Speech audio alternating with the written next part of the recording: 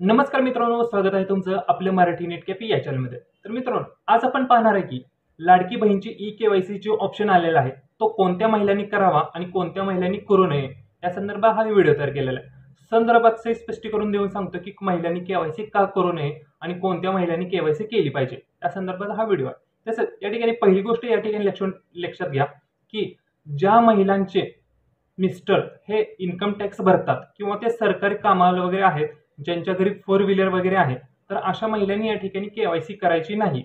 जर समजा या ठिकाणी तुम्ही जर केवायसी केली तर इथे तुमच्या आधार कार्डच्या डाटानुसार तुम्हाला ते सरकारला समजणार की यांच्या हे इन्कम टॅक्स भरतात, हे सरकारी ऑफिसर म्हणे आहेत, यांच्या नावावर चार चाकी गाडी आहे, त्यानुसार तुमच्या या ठिकाणी हप्ते बंद करण्यात येतील आणि तुमच्यावर कारवाई देखील होऊ शकते। त्यामुळे या ठिकाणी तुम्ही या ठिकाणी केवायसी करायची नाही। तसेच दुसरा ऑप्शन असा आहे की ज्या महिला स्वतः सरकारी नोकरीला आहेत अशा महिलांनी देखील या ठिकाणी केवायसी करायची नाही। कारण तुम्ही जर या ठिकाणी केवायसी केली तर सरकारला त्याचा डाटा जाणार आणि त्यांना समजणार की या मॅडम ह्या सरकारी नोकरीमध्ये आहेत, तरी पण याचा लाभ घेत आहेत। आतापर्यंत जर तुम्हाला पैसे भेटले असतील तर ते तुमचे तसेच राहतील, त्याचं काही अडचण नाही। जर तुम्ही आता केवायसी केली आणि तुम्ही जर हप्ते जर भेटायला चालू झाले तर त्या ठिकाणी तुम्हाला हे हप्ते तुम्हाला माघारी द्यावे लागतील। 100% तुमचे ते माघारी घेतले जातील आणि काय होता नाही तुमच्यावर कारवाई देखील होऊ शकते। या गोष्टीसाठी तुम्ही या ठिकाणी केवायसी करू नका, हात जोडून विनंती करतो। कारण असं भरपूर या ठिकाणी केसेस आलेले आहेत बाहेरच्या विदर्भामध्ये, मराठवाड्यामध्ये की केवायसी केलेले आहेत आणि त्यांनी पैसे घेतलेले आहेत, तर या ठिकाणी त्यांचे पैसे माघारी देखील घेतलेले आहेत। त्याच्यामुळे या ठिकाणी तुम्ही ह्या ठिकाणी केवायसी करू नये। तिसरी गोष्ट या ठिकाणी अशी लक्षात घ्या की ज्या महिलांचे वडील असतील, मिस्टर असतील, या ठिकाणी ते एक्सपायर झाले आहेत आणि त्यांचे आधार वगैरे नाहीये, तर या ठिकाणी अशा महिलांनी या ठिकाणी केवायसी आता सध्या करू नका। कारण तुम्ही फॉर्म भरताना या ठिकाणी तुम्ही दिलेलं होतं की एखादी महिला हे विधवा असेल तर लाडकी बहीण चालू झाल्यापासून आतापर्यंत एखाद्या महिलेचे मिस्टर वगैरे एक्सपायर झाले असतील किंवा वडील एक्सपायर झाले असतील तर त्यांनी या ठिकाणी केवायसी करू नका। कारण त्यांच्यासाठी नवीन ऑप्शन येणार आहे। नवीन ऑप्शन आला की तो अपडेट होईल वेबसाईटवरती, त्या वेबसाईटवर जाऊन तुम्ही या ठिकाणी केवायसी करून घ्यायचे। कारण आता तुम्हाला काही ऑप्शनच नाही, तर त्या ठिकाणी तुम्हाला विचारलं आहे की तुमचे आधार कार्ड आहे का, तर त्या ठिकाणी येस करून आपण ओटीपी देतो।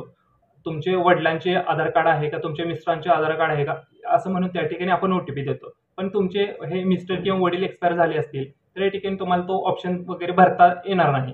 त्यामुळे तुम्ही या ठिकाणी केवायसी साठी थांबायचं आहे। तुम्हाला ज्यावेळी नंतरचा ऑप्शन येईल त्यावेळी तुम्ही या ठिकाणी केवायसी करून घ्यायचे आहे। नंतरच्या ऑप्शनमध्ये तुम्हाला बायोमेट्रिक थ्रू पण केवायसी करायचा ऑप्शन येऊ शकतो। तो आला की आपण या ठिकाणी त्याची सांगणाऱ्या डिटेल्समध्ये माहिती। पण बायोमेट्रिकसाठी तुम्ही या ठिकाणी तुमच्या मोबाईलवरून केवायसी करू शकणार नाही। त्यासाठी तुम्हाला जवळच्या सीएससी सेंटर किंवा माहिती सेवा केंद्रामध्ये जाऊन, सेतू कार्यालयामध्ये जाऊन तुम्हाला त्या ठिकाणी केवायसी करावी लागेल। त्याच्यानंतरचा असा पॉईंट आहे की ज्या महिलांची केवायसी झाली तर त्यांना हप्ता कधी येईल, तर काही जणांची अपेक्षा आहे की दिवाळीच्या आधी हप्ता येईल, म्हणजे दिवाळी आपली चांगली होईल।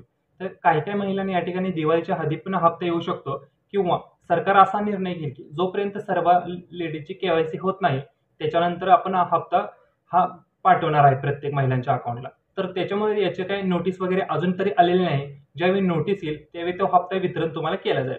तर त्यासाठी त्याच्यानंतर लाडक्या बहिणीची पूर्ण माहिती, त्याच्यानंतर नंतरचे अपडेट काय येतील, त्याच्यानंतर केवायसी संदर्भात नवीन अपडेट काय येईल, हप्ता कधी येईल कधी नाही, या सर्व गोष्टी तुम्हाला जाणून घ्यायच्या असेल तर त्यासाठी आताच आपल्या चॅनलला सबस्क्राईब करून ठेवा। वेळोवेळी याच्यावरती लाडकी बहीण संदर्भात अपडेट वगैरे केलेले जातात।